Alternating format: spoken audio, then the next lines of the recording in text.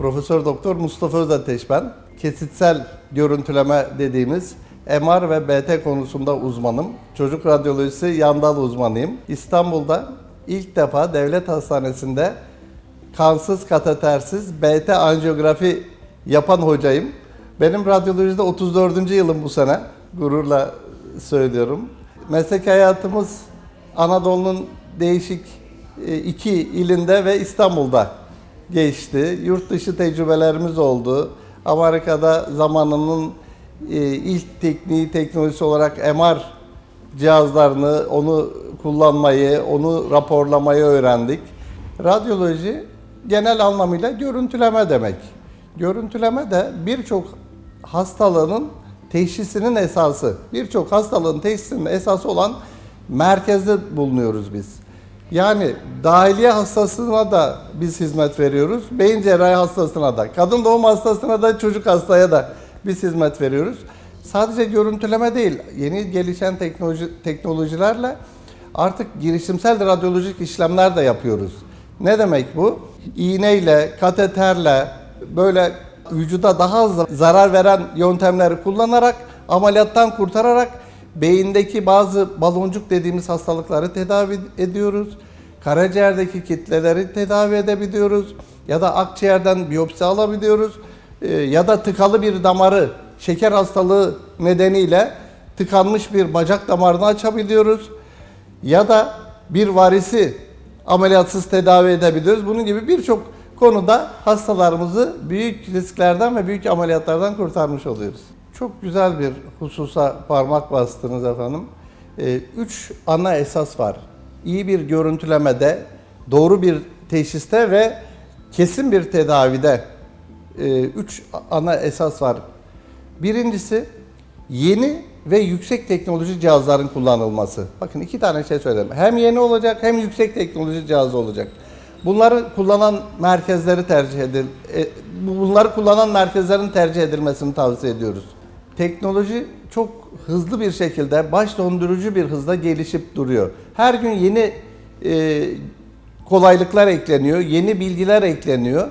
Bunları dünyayı takip ederek, bu teknoloji üreten firmaları takip ederek biz satın alıp memleketimize getiriyoruz. Ve en güzel şekilde bunları hastalarımızın hizmetine sunuyoruz. Bu makinelerde oluşan görüntüleri en doğru yorumlayacak şekilde doktor arkadaşlarımızı yetiştiriyoruz. Şimdi bu işte ikinci husus. Birincisi yeni ve yüksek teknoloji makineler.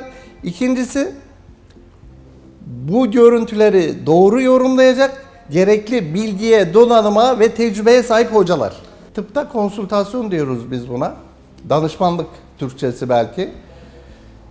Bizim alanda bu artık çok kolay bir hale geldi. Çünkü her şey internet ortamında, bilgisayar ortamında, dijital ortamda diyelim daha doğrusu. Görüntüleri dünyanın öbür ucundaki bir profesörle paylaşma imkanı oluyor. Ben burada çektiğim bir hastanın filmini Amerika'daki bir hoca arkadaşımla görüşüp tartışabiliyorum. İngiltere'deki bir hocanın fikrini alabiliyorum. Bu kadar kolaylaştı. Radyolojide sistemsel bir çalışma düzeni var efendim. Nedir bu? Nöroradyoloji dediğimiz beyin sinir sistemine ayrı bir hoca bakar. Kas iskelet sistemine ayrı bir hoca bakar. Kalbe ayrı bir hoca bakar. Memeye ayrı bir hoca bakar. Prostat ve karın organlarına ayrı bir hoca bakar. Girişimsel işlemlere ayrı hocalarımız bakar. Bunun gibi herkesin çok daha ileri derecede uzman olduğu alanlar oluştu.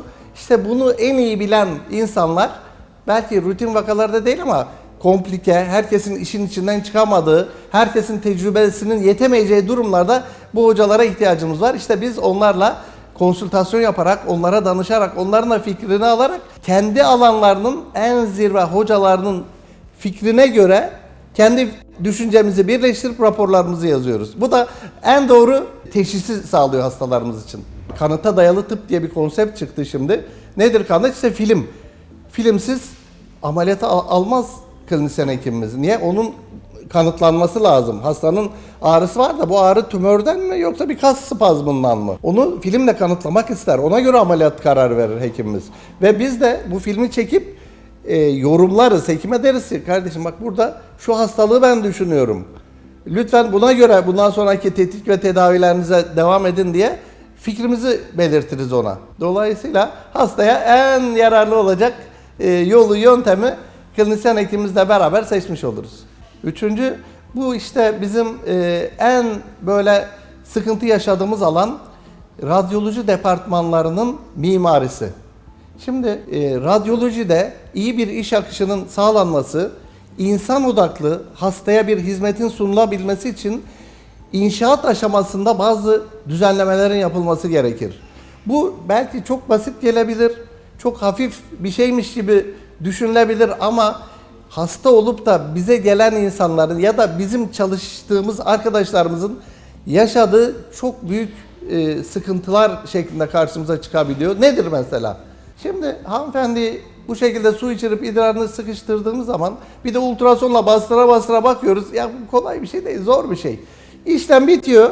Hanımefendiye işte buyurun tuvalete gidin diye kaldırdığım zaman koştura koştura, çünkü rahatsız ediyoruz hanımefendiyi. Koştura koştura tuvalet arıyor. Şimdi bu hanımefendiyi genel bir tuvalete göndermek istemiyoruz.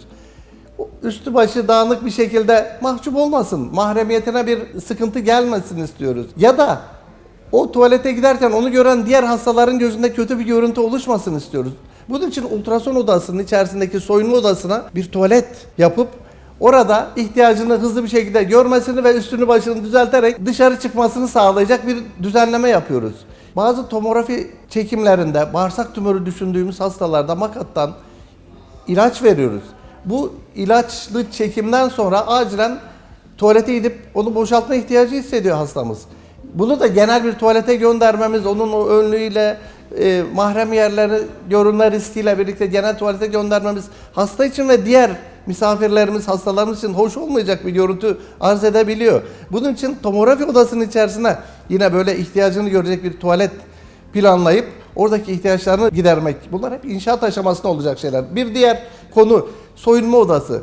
Şimdi elbise satan mağazalarda da değişim odaları vardır. Küçücük. İşte bir kişi girer, değişir, giyer, soyar, bakır. Bizde öyle bir kişinin gireceği bir şey değil. Hasta, adı üzerine hasta. Bu insanın bir yardıma ihtiyacı olabiliyor. Birinin ona yardım ederek soydurup giydirmesi gerekebiliyor. Onun için o mekanın geniş tutulması lazım. Ya da işte eşyalarını koyduğu dolap, bu dolabın anahtarlı değil de şifreli bir anahtar olarak seçilmesi. Ya şimdi hastayı soyduruyorsunuz, eşyalarını odaya bırakıyorsunuz, anahtarı da al, çekime gir diyorsunuz. Bu doğru bir şey değil ki. Ya bakın çok basit şeyler ama hastanın konforunu çok ciddi arttıran tedbirler bunlar. Hastayı çok rahatlatan konular ve bizim çalışan personelimizi, doktorumuzu, teknisyenimizi iş akışı anlamında işlerini kolaylaştıran yöntemler. Dolayısıyla böyle radyoloji kliniklerinin insan odaklı olması lazım. Şimdiye kadar alıştığımız hep bodrum katlarında, yerin altında, -2'de, -3'te böyle havalandırmanın yeterli olmadığı ortamlarda bütün hastanenin hastalarının aynı yere gelip film için bekletilmemesi lazım. Bu yüzden giriş katlarını ben öneriyorum artık. Giriş katlarında daha havadar, daha nefes alacak şekilde ve her odanın özel havalandırma cihazlarıyla havalandırılıp her odanın ultraviyole ışınlarıyla steril havasının temizlendiği mimariler öneriyorum. Türkiye'de Nükleer Denetleme Kurumu diye bir kurum var. Bunun koyduğu kurallar var.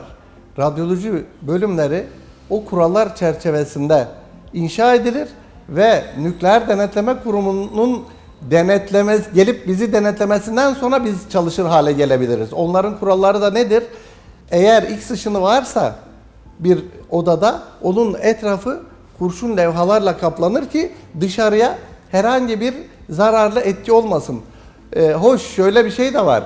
Artık yeni görüntüleme cihazlarında radyasyon içeren görüntüleme cihazları diyeyim daha doğrusu. Her görüntüleme cihazında radyasyon yok. Mesela MR'da yok, ultrasonda hiç yok. Bunlarda sıfır. Röntgende ve tomografide onlar gibi cihazlar da var.